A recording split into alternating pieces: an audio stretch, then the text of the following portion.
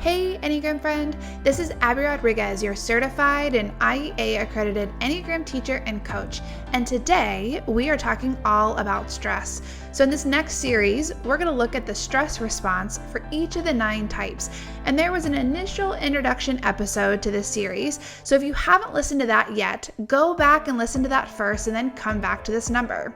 The audio for these episodes is taken from the Growth and Self-Care Workshop audio that's available for purchase for only $20 on my website if you want to learn more. This episode is all about the stress response for Type 7.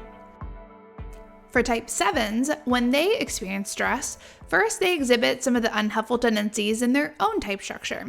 And so the gifts of the type become excessive and imbalanced, and it takes on some unhelpful characteristics. When 7s experience stress, just like the rest of us, they first dip down into the lower levels of health in their own number. And so what that looks like for the 7 is that they become scattered, giving a little bit of their attention everywhere, but not really focusing on anything. It's, kind of moving quickly from thing to thing to thing, idea to idea, person to person, and not giving all the attention that's needed, which results in them lacking follow through and actually completing all of the things that they've started. In this space, the Type 7 is easily distracted by interesting ideas, by new hobbies, new adventures, new positive things. It can be a whole range of things, from relationships to work projects to things that are totally personal.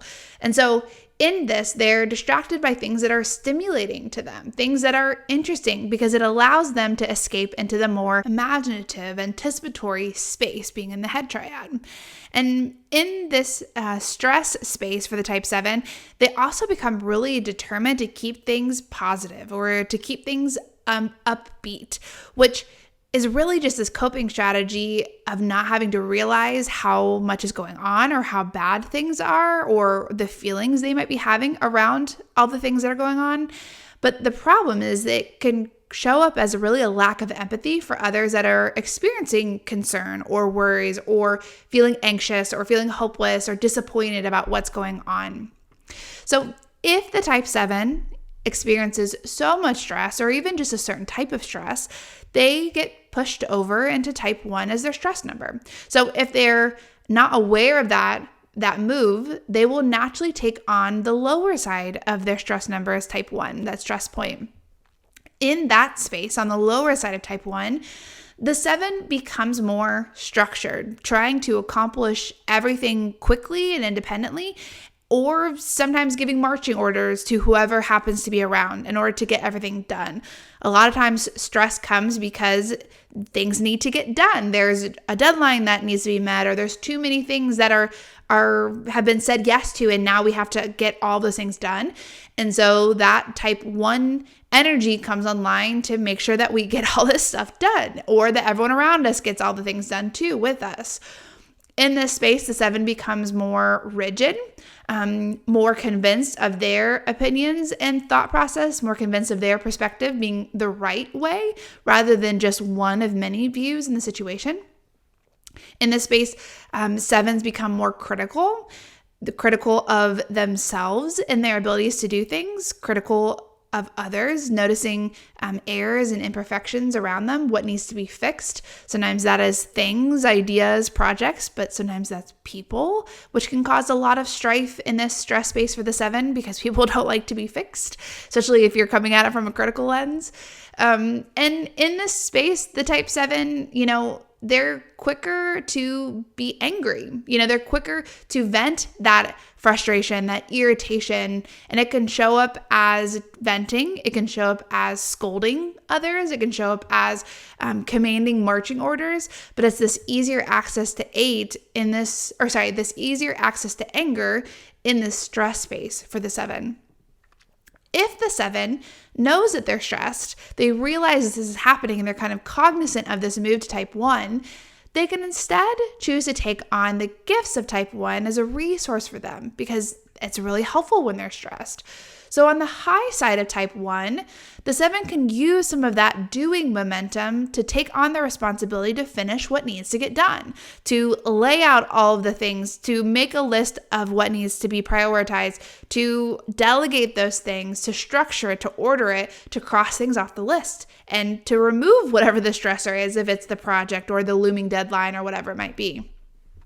In this space, 7s can also use that energy to prioritize and to organize and to make a plan of how they will actually move forward so that it is meaningful and thoughtful and detailed, right? There's the sense of integrity with what they're completing, not just getting it done, but doing it in a more methodical way because they've laid it out and they've structured it and they've organized it and made sure there was time for everything on the calendar in order to do this well.